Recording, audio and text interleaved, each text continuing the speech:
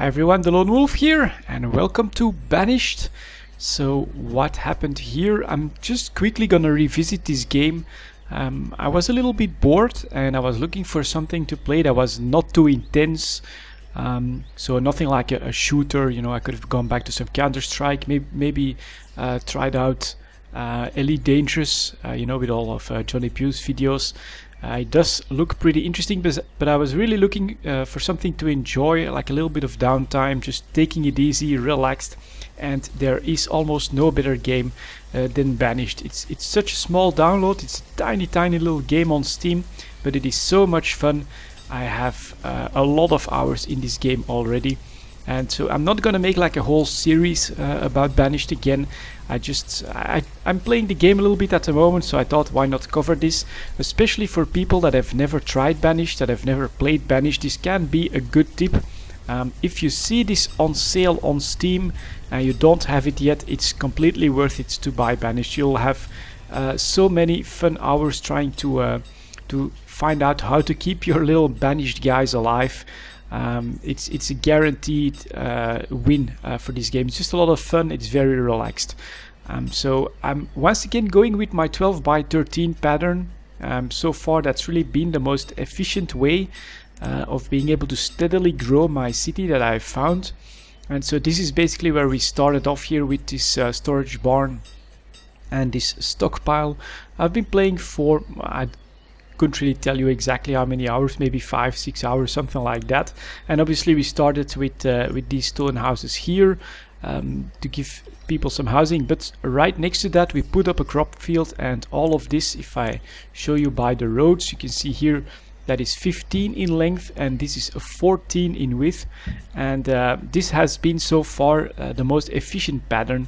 After I got the basics down, so I also have a hunting cabin here, woodcutter, a blacksmith, you need that after a while, and then I got a couple of farms going here. It's all about just expanding. As you can see, there is another housing unit right here, another housing unit right here. And what's great about this pattern is that you can have 6 houses in a single square, or 12 by 13 square. Then you can also have a storage barn, so they have very short trips to get their food.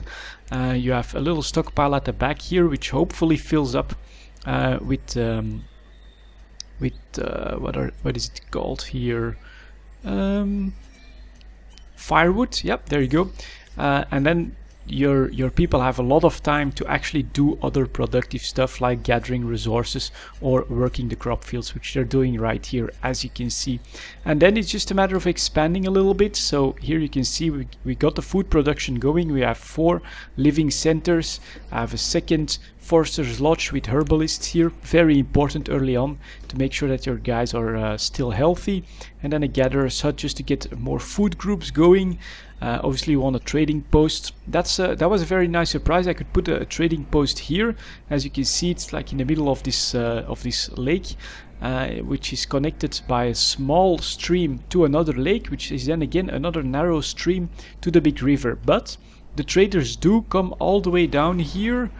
They do their trades and then they take back off and then follow the rest of the river. So it does work. You can actually put a trade post pretty much anywhere where there's water. So that was very handy to get the trade going. And after that I expanded here on the left.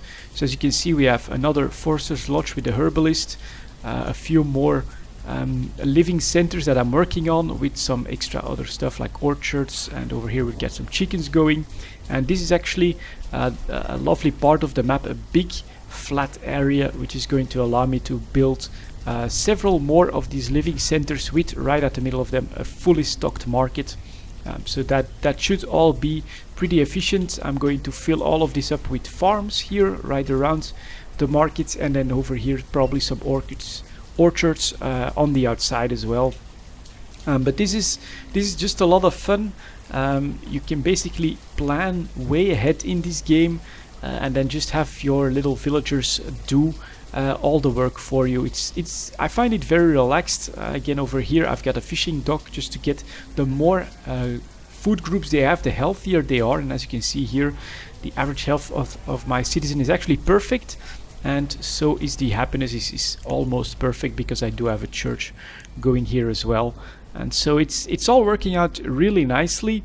I did have to be a little bit careful. I just got past what is the first demographic winter that always happens when you play Banished. So you start off with like 10 to 12 adult people of pretty much the same age right at the beginning of the game, and at some point when they are 60, 70, 80 years old, they all start to die off at the same time.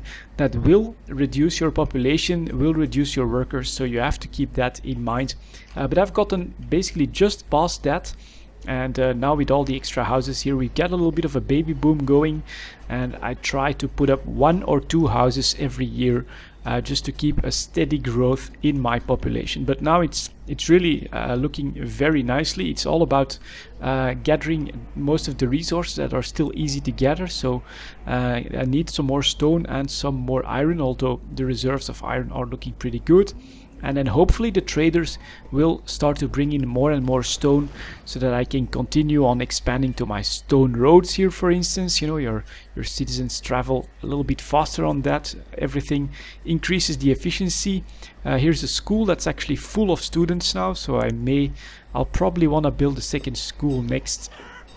And here we've got this year's extra house going, and over here, of course, I will once my laborers get up to a bit more than this, maybe 7 or 8 or something like that, once my population hits 73 to 75, I'll build the rest of the orchards. Then I'll go for some more of these crop fields and just keep expanding. We'll see how all of this is gonna work out. I've got a couple hospitals as well to take care of diseased people. I'm making some booze for my citizens too.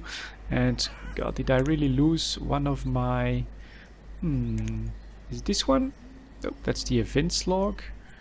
Thought I had some reserves. There we go. So what we'll actually do is we'll move the events log down here.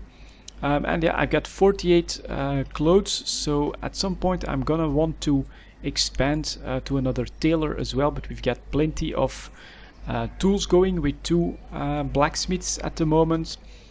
Plenty of booze as well from just a single tavern, and all of that is looking really nicely. Over here I'm building a very big pasture.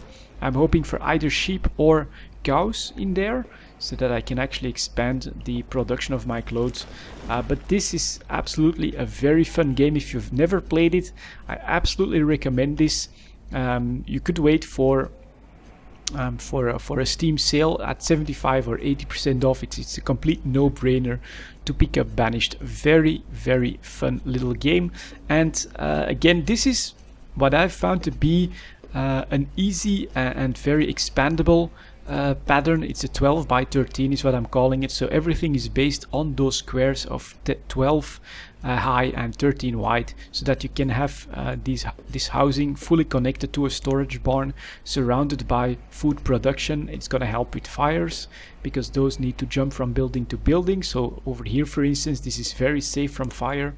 The one thing that I changed is I used to go for as much stockpile as I could. So over here it would actually be a 2 by 3, and then over here a 2 by 3 as well. I changed that to a 3 by 3 stockpile above the storage barn, and then down here it's perfect for a well, which again can help in case of a fire or something like that.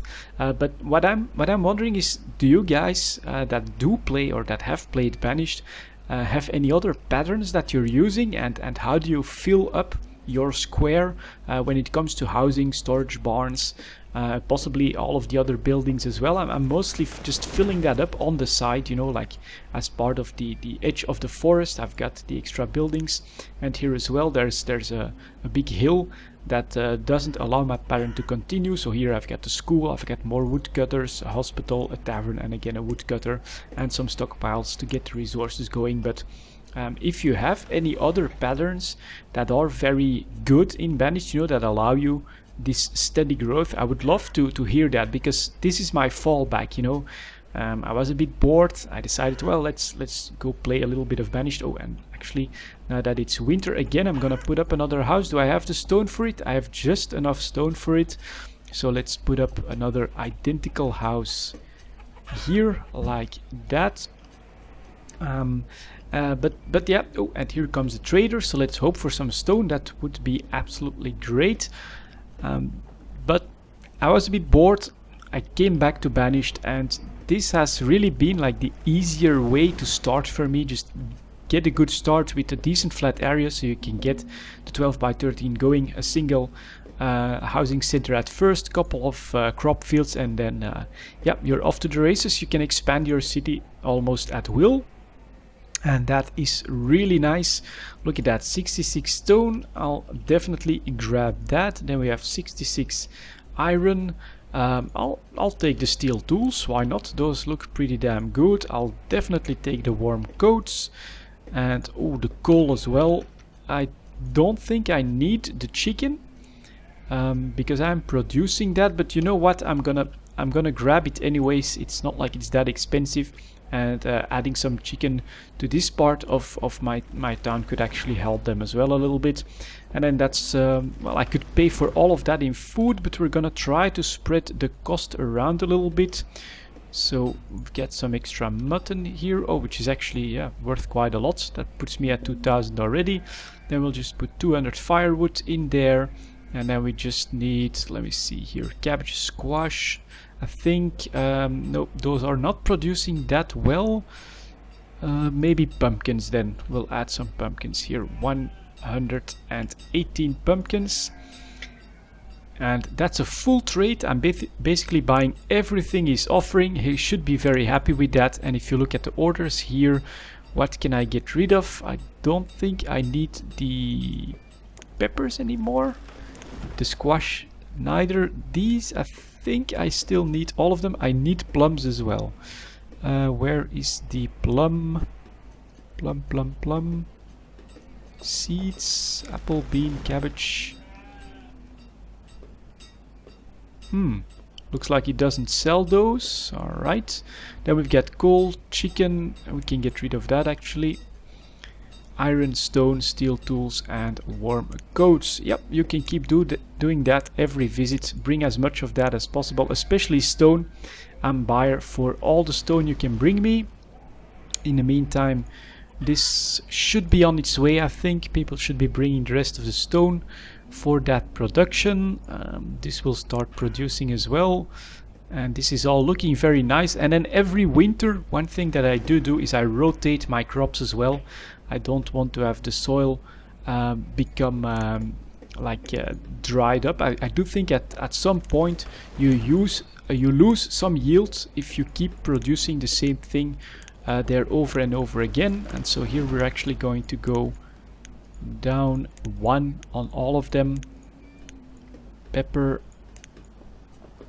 cabbage, beans, potatoes there, pumpkins, wheat, pepper, and then cabbage once again. It's a little bit off because I just bought the peppers. I think the final one, yeah, because I just bought the peppers. But I'll refix that and I'll put everything in order. Maybe once I have all of the crops that can be grown there.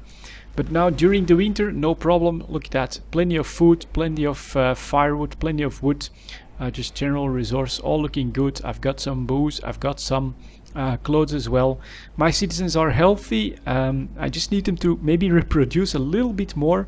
But with 40 kids, 72 and 72 adults, this is actually a pretty healthy situation. Once you're at like 50% kids at the minimum, you can just you're on the path to steady growth. And so yeah, next year we'll add 1 or 2 more houses, keep filling all of this up, and then we'll have a very strong base, very strong foundation to keep expanding. Over here we could build maybe a little living center. Here we can definitely do something as well on the other side of the river. And then over here I think is definitely a room for another very nice population growth place, I think.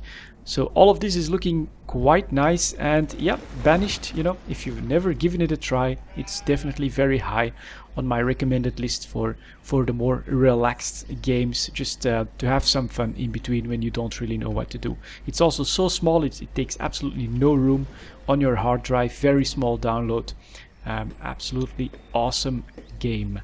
Anyways, that's it guys. I quickly wanted to share that with you. Thank you very much for watching, and I'll see you all next time.